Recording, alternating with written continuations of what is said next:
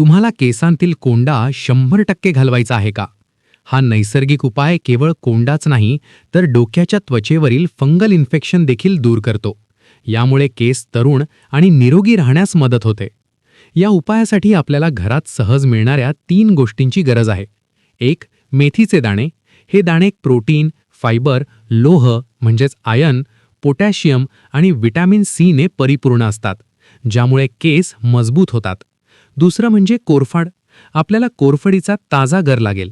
यामध्ये vitamin A, C, E, B1, B2, B12 तसेच लोह आणि पोटॅशियम असते.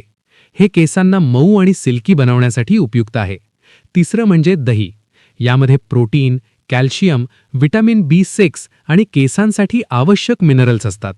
सर्वप्रथम कोरफडीची साल काढून आतील गर काढून घ्या.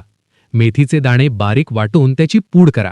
आता हे दोन्ही पदार्थ साधारण 2 वाट्या दह्यामध्ये नीट मिसळून घ्या आणि त्याची एक जीव पेस्ट बनवा.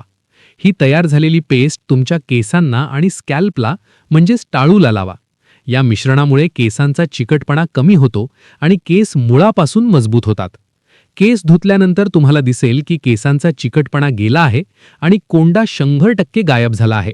तुमचे केस सुंदर आणि मजबूत करण्यासाठी हा उपाय नक्की करून पहा.